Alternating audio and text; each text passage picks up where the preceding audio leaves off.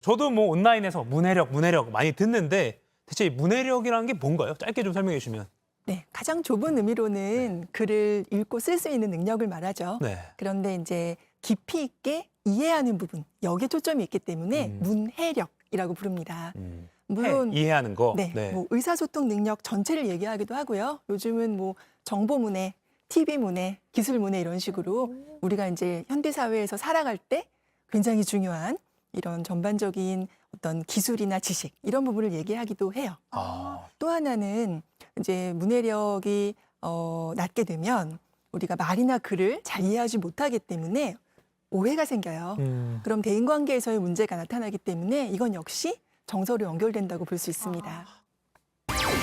초등 3, 4학년 문해력이 80까지 간다. 이 초등학교 3, 4학년을 보통 문해력의 골든타임이라고 하더라고요. 근데 이때가 가장 중요한 때라고 하는데 진짜 놓치면 안 되는 시기 맞을까요, 선생님? 네, 그렇게 보이는 시기입니다. 사실 그렇게 보이는 문해력은 시기. 네, 아이가 태어나면서부터 계속 발달해요. 오히려 영유아기가 이제 문해력 발달의 기초 토대로서 굉장히 중요하고요. 지금 1학년, 2학년 때 뭐 해독 기술을 익히고 읽기 유창성이 좀 높아지는 시기이다. 이렇게 본다면 그게 3, 4학년이 됐을 때도 잘 안 됐다. 그럴 때는 이제 이후에 학업 성취 또는 그 이후에 문해력 발달에 큰 문제가 생기거든요.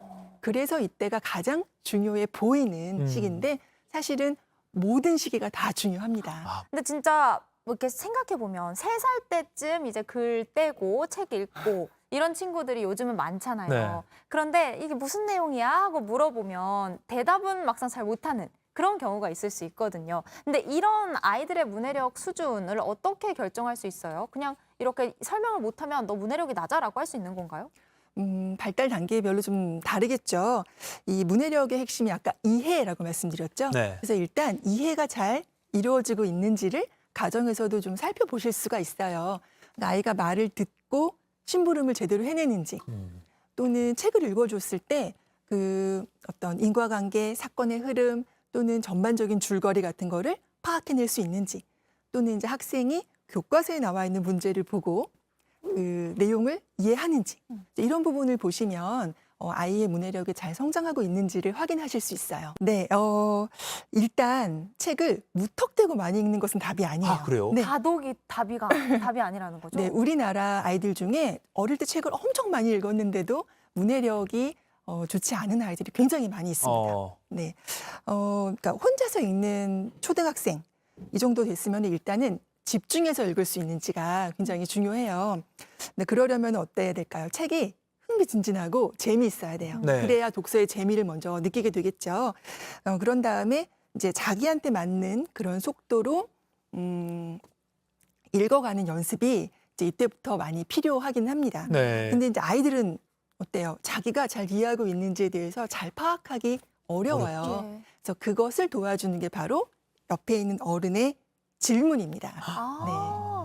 그러면은 이제 아이가 책을 읽거나 모르는 단어가 있거나 혹은 내용을 어려워할 때 옆에서 부모님들이 같이 읽어주고 질문을 해주고 이렇게 리드를 해주시면 되는 건가요? 그렇죠. 이제 그걸 통해서 아이들이 더 깊이 있게 이해하지 못했던 부분을 위로 끌어올려서 굉장히 잘 이해할 수 있게 되는 거기 때문에 어른의 도움이 절대적이라고 볼 수 있어요. 저는 왜냐하면 혼자 스스로 자꾸 생각하고 읽도록 훈련을 시켜야 되는 게 아닐까라고 생각을 했었거든요. 네. 그러면 엄마가 읽어주는 것과 아이 혼자 읽는 것과 이 효과가 차이가 있나요? 뭐가 더 중요한가요? 그것도 역시 발달 단계별로 좀 다른데요. 네. 이제 아이들의 경우에는 혼자서 읽고 싶어 할 때가 와요. 그럴 때가 오면 혼자 읽는 게 좋고요. 계속 읽어달라고 요청을 할 때는 또 읽어주는 것의 이점, 효과가 굉장히 큽니다. 네. 그렇군요. 집에서 시작하는 우리 집 독서법. 사실 요즘 아이들이 책 읽을 시간이 없다 이런 얘기 정말 많이 하잖아요. 뭐 학교 공부에 학원에 인터넷 강의에 너무 바쁘니까 실제로 시간이 없을 것 같긴 한데 준비된 키워드를 하나씩 살펴보면서 독서 고민을 좀 살펴볼까요? 네. 공부를 잘하는 아이가 되는 가장 확실한 방법이 독서다라고 이제 이야기를 하셨습니다. 이게 뭐 경험에서 나온 건가요? 그렇죠. 사실 독서 교육 현장에 있다는 것 자체가 독서와 공부의 상관관계를 계속해서 실시간으로 실제 사례로 계속 만나는 거하고 같거든요. 그래서 네.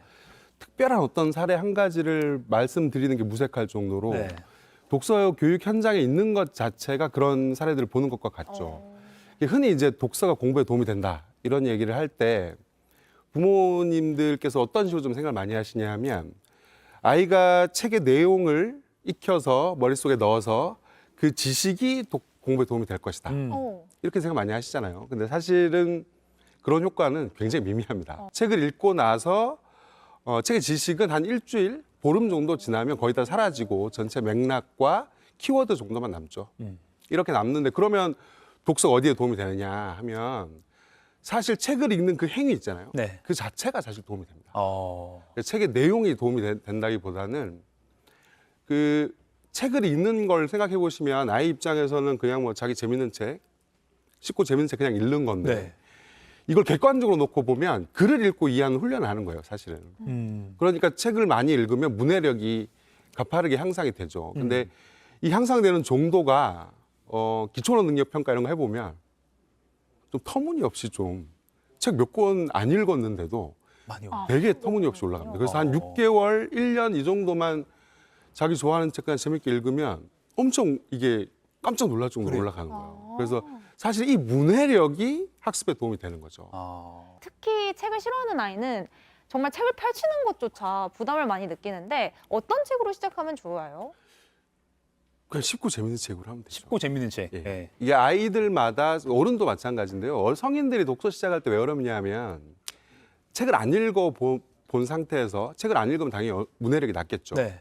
문해력이 낮은데 이제 내가 읽고 싶은 책은 문해력이 필요한 책인 거예요. 이제 그렇게 되면 이 책이 내가 필요해서 읽었는데 읽어도 이해가 안 되는 거죠. 이게 사실은 독서에서 제일 중요한 게 책을 읽는 행위보다 책을 고르는 행위거든요. 그러니까 나한테 맞는 책, 그 쉽고 재밌는 책을 읽는 것이 독서를 시작할 수 있는 방법이고 사실 그 효과도 제일 큽니다. 왜냐하면 독서의 효과라는 것은 독자가 글을 읽고 이해할 때 발생하거든요. 네. 어려운 책을 읽으면 글자는 읽을 수 있어도 이해도 못해요.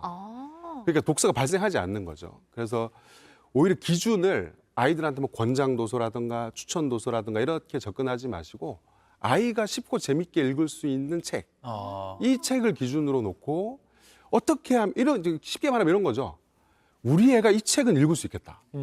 이 책 주면 되게 좋아하겠는데 이런 책들을 골라주는 게 사실은 요령인 거죠. 사실 재밌지 않으면 계속 읽을 수가 없습니다. 그래서 아이들의 독서 습관을 기르시는 방법은 사실은 아이가 책의 재미를 알게 하는, 책의 재미를 경험하게 만드는 그게 사실 핵심이거든요. 네. 그래서 하지 마셔야 될 것들이 뭐 이런 거 있잖아요. 3학년 됐으니까 이런 책 읽어야 돼. 4학년 됐으니까 이런 책 읽어야 돼.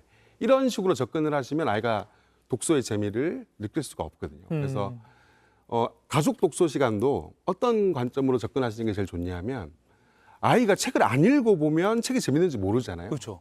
그래서 네가 재밌을 것 같은 책 골라와서 가족 독서 시간에 한번 읽어봐.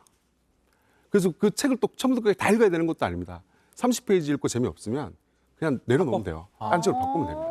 왜냐하면 재미없는 책을 붙들고 계속 있어봐야 책이 더 싫어질 뿐이거든요. 그렇죠. 근데 30페이지는 읽어야 돼요. 30페이지 정도 읽어야 이 책이 재미있는지 없는지를 판단할 수 있거든요. 그렇게 해서 계속 이어나가시면 되는 거죠. 그러니까 즐거운 경험으로 계속 만들어주는 게 제일 중요한 것 같네요. 맞아요. 그렇죠. 독서 자체가 그런 거니까요. 네, 알겠습니다.